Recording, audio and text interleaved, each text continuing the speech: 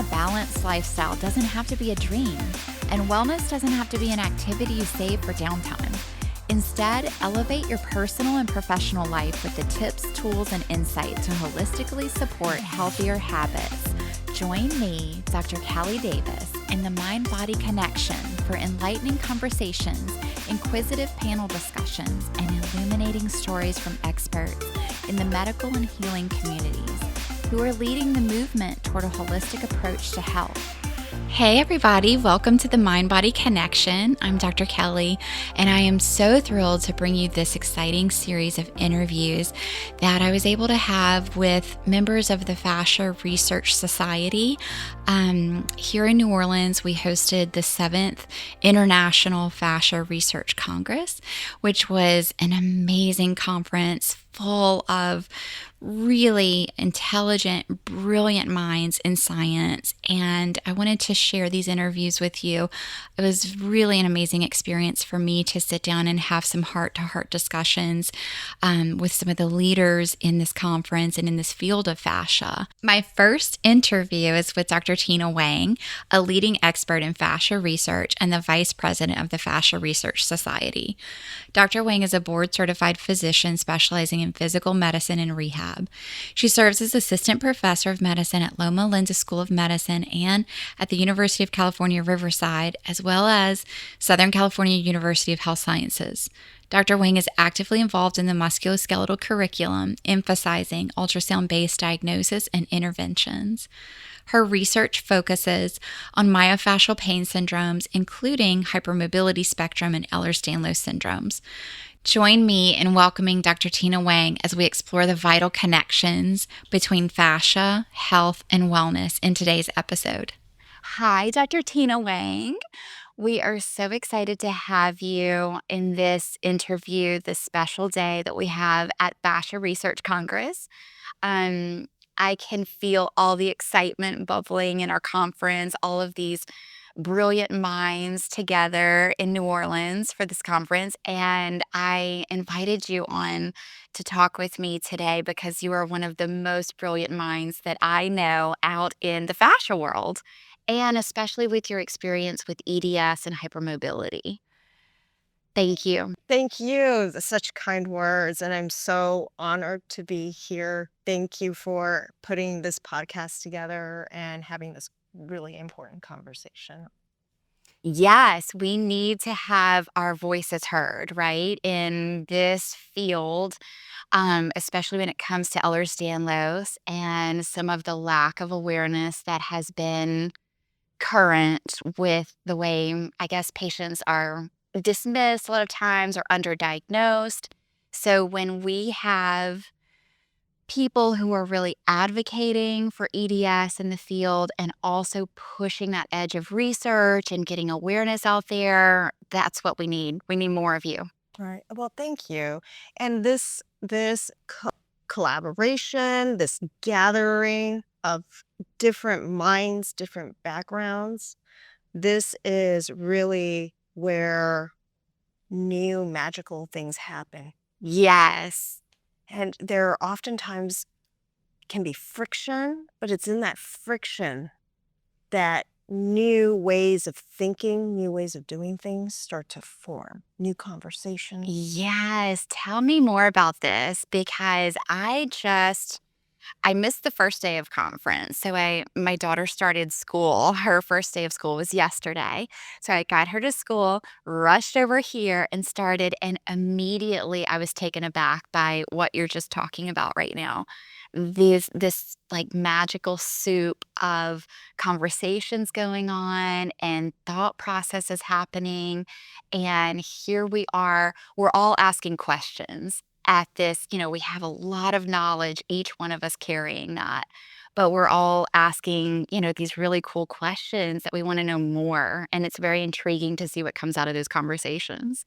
Yeah, from the prior congresses, we heard the attendees, we heard the membership say, we want more collaboration, we want more intermixing, we want chances to learn from each other. So the board and the organizing committee and team really worked hard to design programming that allow that mixture and conversation.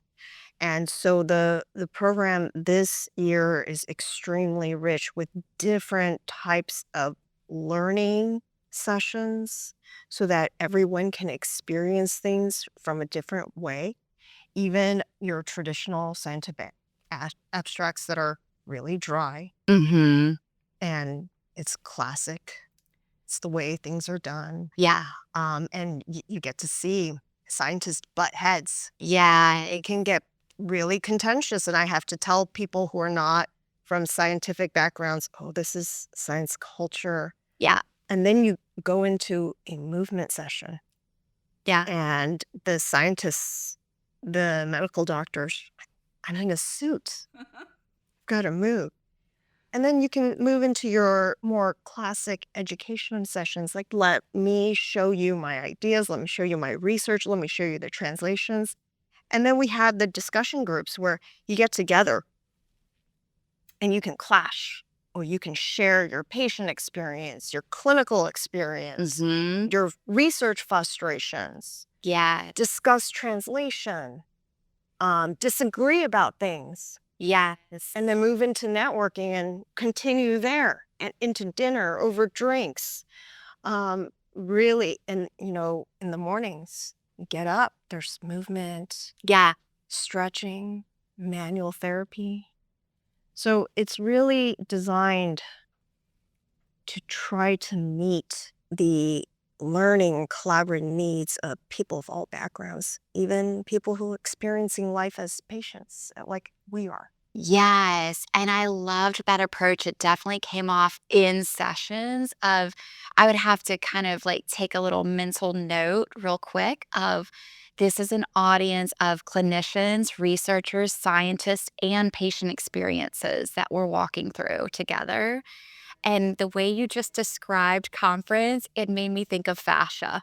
It literally made me think of like the dynamics of fascia, living, breathing, moving, changing as we go. So it just gives me chill bumps actually, kind of, because we're all like, mesmerized, right, by this biology and physiology of fascia. But metaphorically, this conference is like a big fascia Yes. field.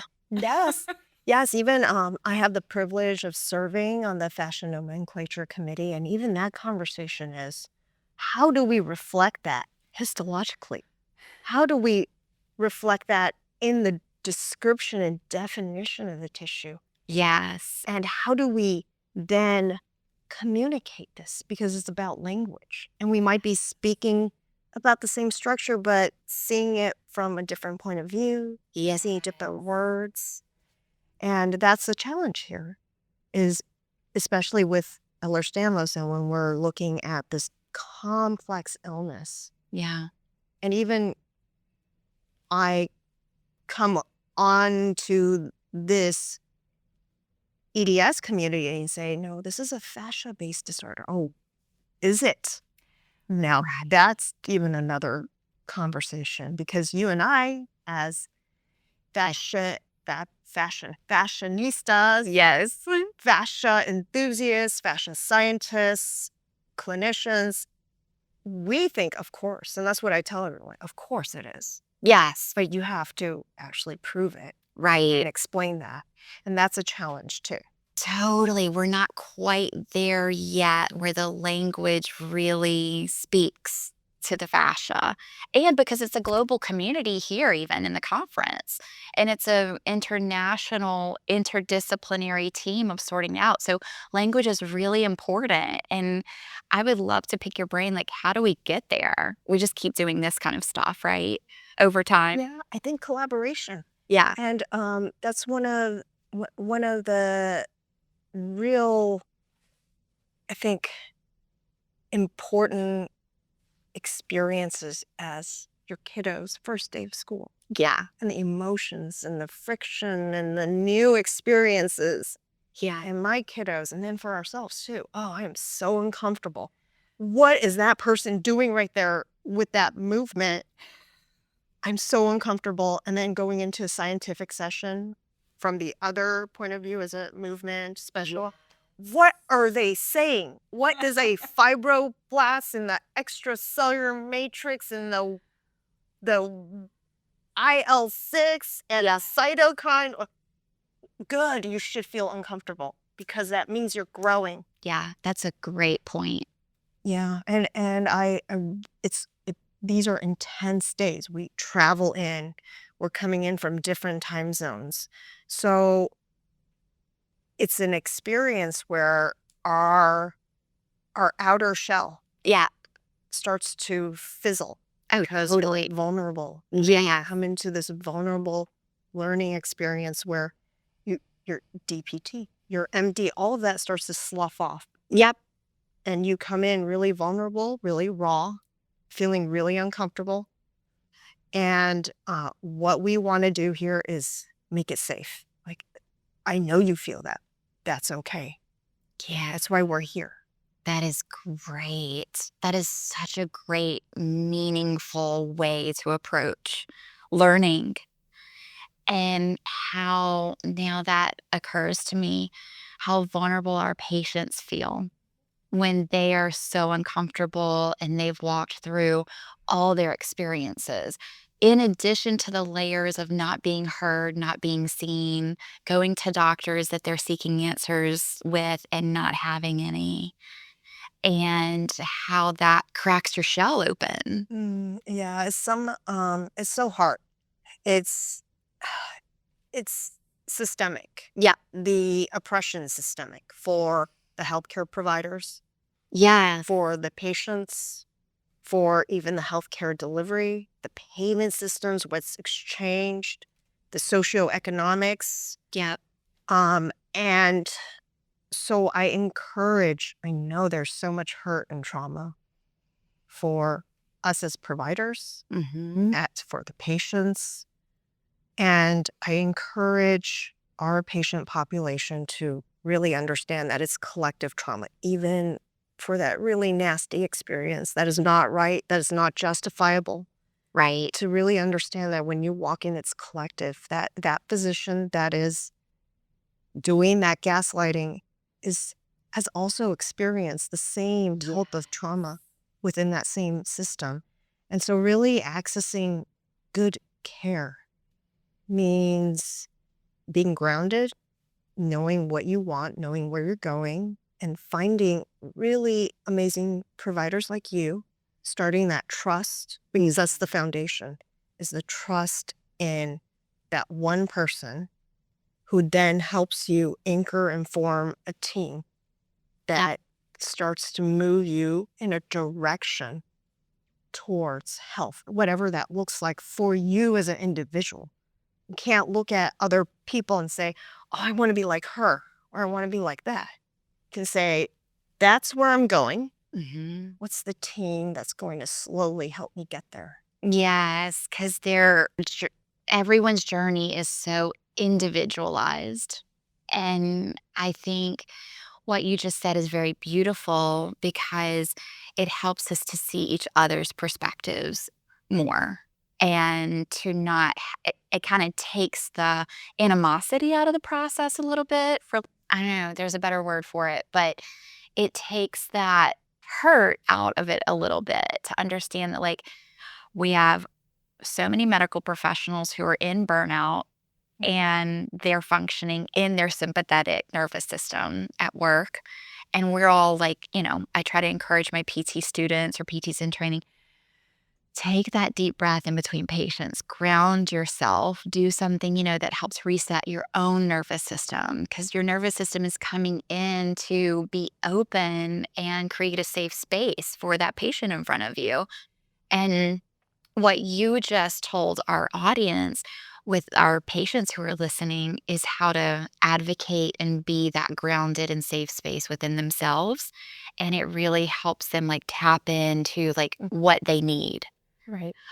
Love that. Yeah. And you bring up this really important point is we have so much burnout as providers who treat for this population because it can often be devastating for us. I often have to remind our patients sometimes being better means not getting worse Yes.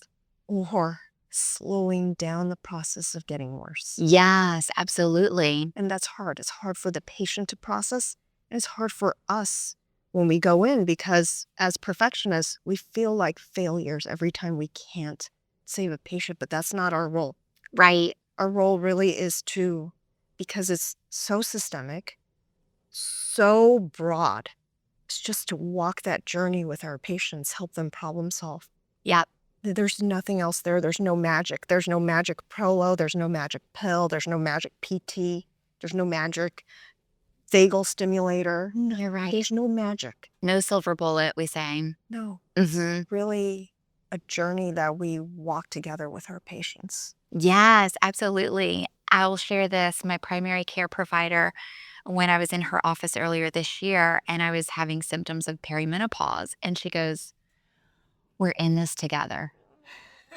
Oh my goodness. What a wonderful Yeah. physician. And that's it. And it's so hard because in medical school, I teach residents too. And you teach physical therapy students, and we have to teach them the medicine. Yes. To drill it. You drill it, you drill it.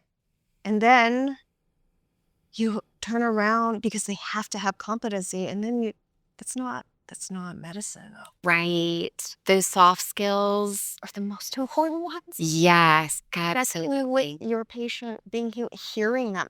Yeah. Because what you deliver may not actually be the right Protocol treatment. or, high velocity, low velocity, Right. gabapentin or triptyline, what is it that you need right now? Yeah. And it might be just to have 10 minutes on the table and quiet time together. Yeah. Feeling understood.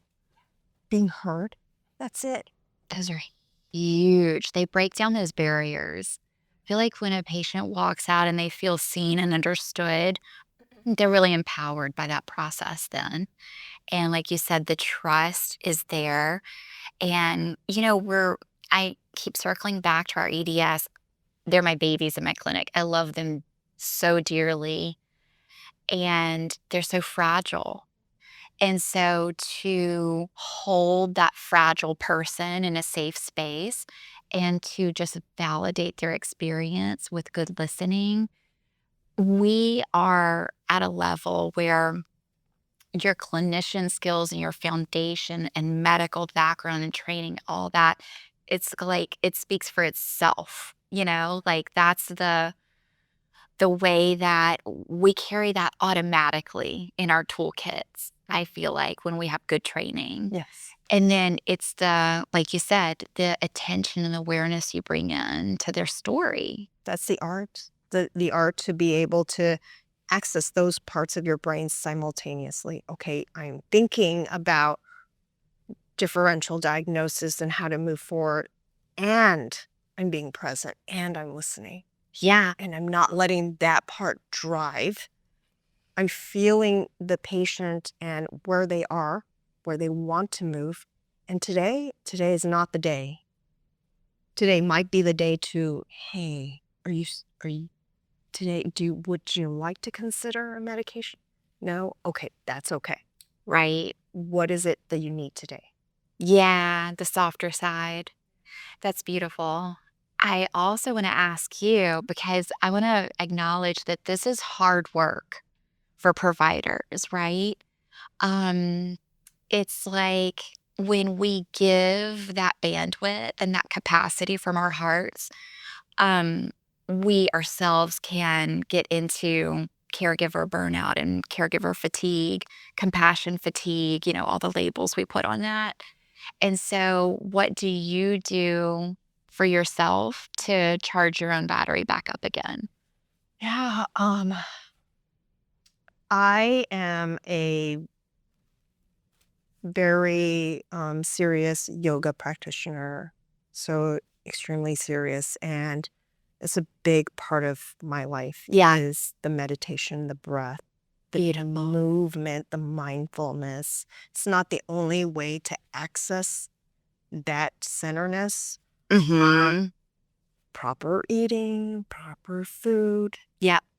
who you connect with, the choices you make on a daily basis on who gets to come into your space. So that does mean I limit my patient load. Yes. And I'm not going to be famous and running big clinics with people coming through, because that's no longer being true to the type of provider I want to be. Absolutely. And that means limitation in resources. Yeah. I've always said you can't have high volume and high quality in our system.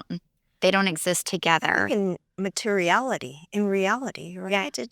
It doesn't, even if we said, okay, I'll see patients for free, how are you going to see 16 patients with this complexity a day?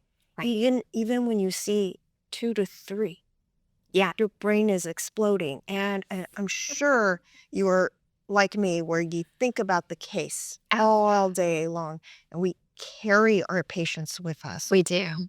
And so even if you have a load of 2 or 3 a day, this goes on. And I have numerous hats. I'm also an academic physician, where I see bread and butter PM&R, and I do the pain injections.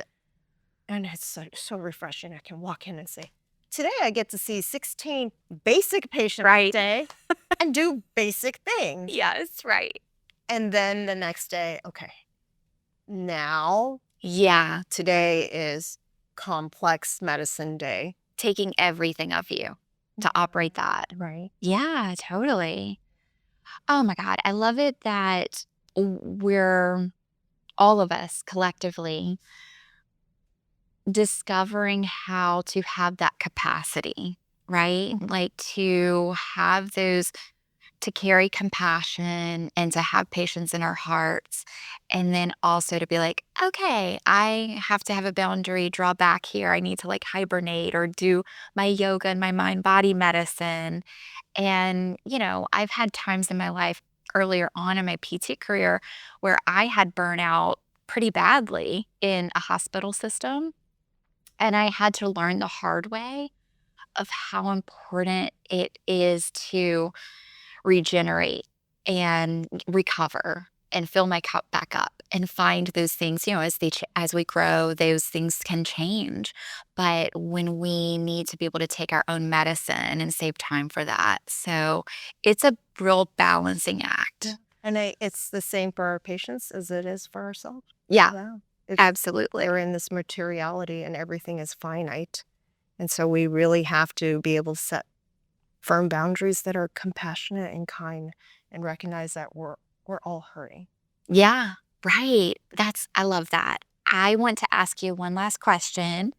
What are you most looking forward to in this conference? I know we're kind of like halfway through at this point, but is there anything else that's like on top of your mind where you're like, I can't wait to experience this? Oh my goodness, what a loaded question. I have so much I want to do Mm-hmm. with FRS. I want to push fascia education Mm-hmm. into the formal clinical space. So what does that look like? And those are long-term strategic goals. Yeah. And so all the proceeds from this conference are going to go to supporting these type of efforts, but more locally and short term. I want people like you who are coming into this conference, our presenters and our non-presenters, to speak, Yeah. to be heard, to be inspired, and to have the next new generation of research and science and clinical translation coming out, not just the keynotes on the stage, not just the big names that we've heard, but the new generation. I want you all to have a voice and to grow out of this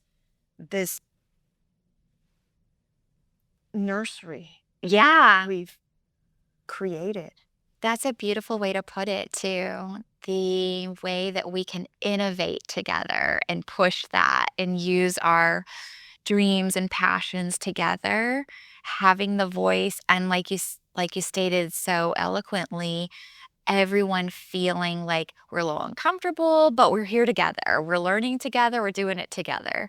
And I love that that comes through in your mission and what you've talked about with me, that you're really creating that as you go. That's awesome.